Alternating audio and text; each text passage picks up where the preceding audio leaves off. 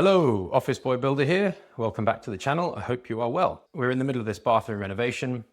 This is in our home, and you will see that we've done quite a bit. There is now a little toilet section, which is open, but there's a cupboard shelf unit there. This is going to be tiled, and on this side we're going to have the sink, the bidet, and then the bath will be over here. Speaking of which, we now have a bath that's arrived.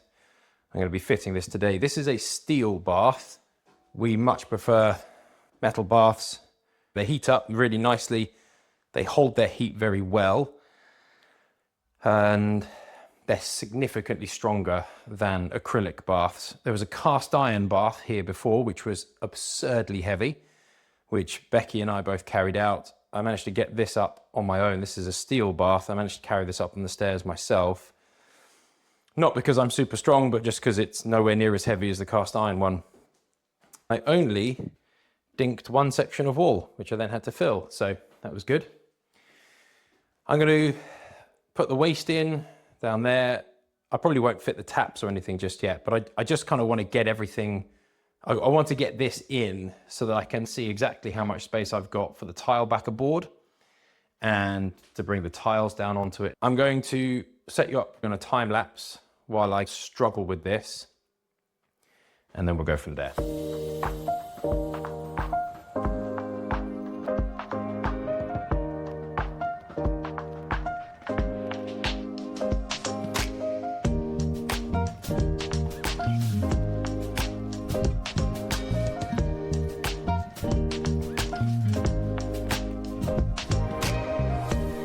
Right, that is in. And it is nice and level. Level across there. And level across there as well. I don't know how easily you can see the bubble on that actually, but that is nice and level. Try as you might with any of these things to get the walls perfectly square. It isn't possible, especially in an old house like this. So I will be putting a fairly liberal bead of silicone down the back there. This gap will get filled with tile backer board plus some more silicone. But first what I'm going to do is I'll connect up the waste. Actually, no, I won't. I will put the silicone on first, and then I'll put the waste in, and then I might even attach the taps. I'm very impressed with that. I've got to say, this is a German bath, Caldaway. And the feet come separately. You have to buy the feet separately from the bath. I mean, they're an extra 50 or 60 pounds, I think. But that was a very, very easy system to install. They are specifically designed for the bath. Super easy to level the feet, get it all in. I'm quite happy with the height of it. It could go a little higher, I suppose, but we're pretty much maxed out on the height of that there. So I probably wouldn't go any higher. I think it's great. Very impressed. This is for an earth bond. That would be my guess. There'll be an earth bond on there. I don't think that's a regulatory requirement anymore, actually. When I spoke to the electrician, they've changed that. Not every single appliance needs to be earth bonded. The earth bond happens down near the consumer unit now, as I understand it. I'm sure one of you in the comments will correct me if I'm wrong. Right, I'm going to get on with the rest of this now. I have to apologise. I thought that the camera was rolling and it wasn't, which is a bit of a pain. I have earplugs in a lot of the time because I'm screwing stuff in, so I didn't hear that the shutter wasn't going. Anyway, enough of my apologies. That is a very nice, close, square fit on that end. It's still a little bit bigger on this end, largely because this wall is not square, and you can see how much I try to build it out to make it square. Not a lot I can do about that, but I can get the bath in and out still to be able to put some silicone in, and I can lose a lot of that with silicone, plus the tile and the adhesive, so it won't be a big issue. The bath is a little wobbly, I've got to say. Despite being leveled, When I press on it, it's fine, but when I stand in it, it does wobble around. I'm gonna have to build a frame for this front edge anyway, because we want to have a bath panel at the front here. That's going to warrant having a frame on the inside to hold something to, and actually there's plenty of space in here for a piece of timber, so I'll put a timber up underneath it and create a frame. What I've done over here on the left on this wall is that I have glued it in place for now, and I've ordered some screws, just some short 20mm plasterboard screws. I'll replace these ones with those when they arrive because they're phosphorus coated, so it's slightly better, and then I'll put more fixings in this afterwards. Over here, it doesn't matter because it's behind the cabinet section, the depth of the cabinet. But on this section here, if I was to drill a long screw through, it would punch through and you'd see it on the other side, which I just can't have. On that side, it doesn't matter. So I was able to fix that in place and then use the glue adhesive and the expanding foam for that section. Once these shorter 20mm screws arrive, I'll then be able to fix those in. 20mm plasterboard screws are actually quite hard to find. I've just bought some on Amazon, but I couldn't find anywhere in Toolstation or anywhere else. They're normally 25mm, but it doesn't make too much difference. It's in, and it's actually quite tight. If I show you down this side here,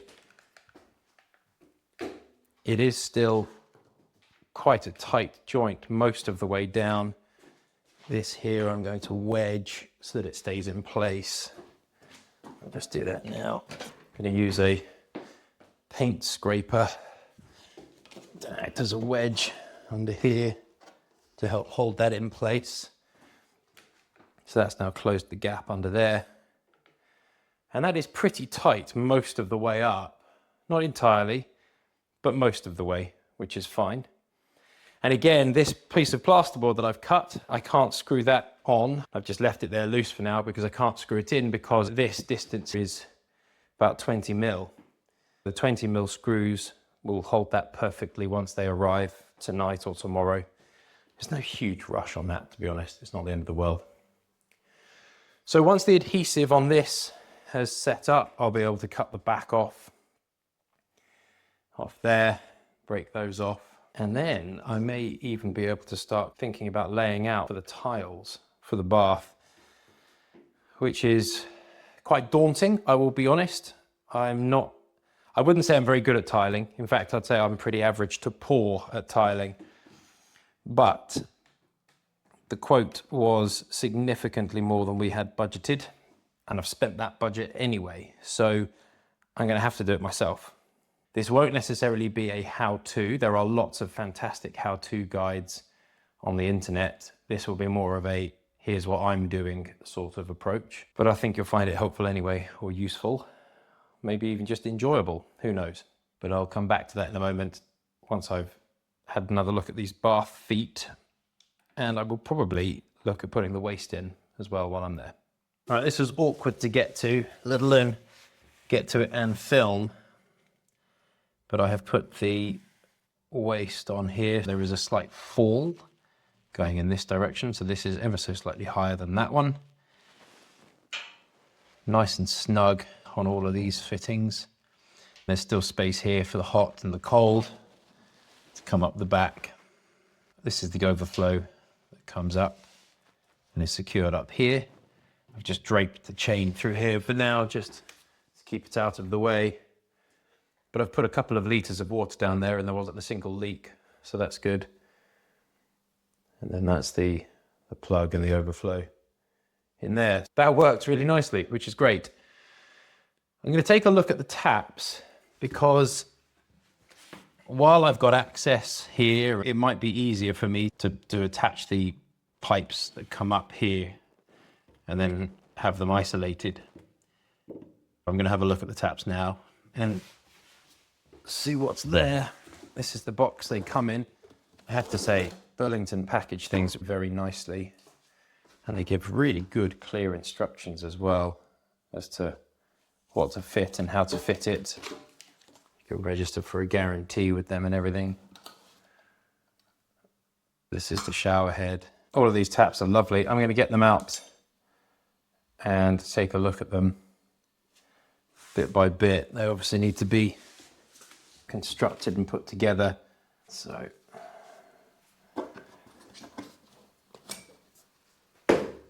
look at that. God, that's heavy. That is really heavy brass. That is very heavy. So sturdy. That's the handle for the shower mixer. It's just blanks there. It doesn't come with any hoses, which is fine. Gives me the opportunity to buy the correct sized hoses that I need. So yeah, I'll take a look at this now.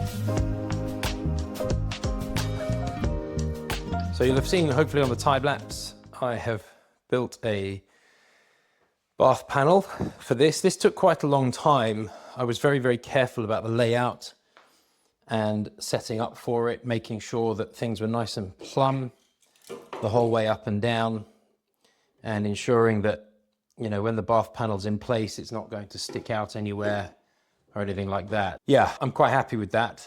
Also, the bath is completely level, which is very good. You won't be able to see that on the screen, but completely level, which I'm very happy with because that's important.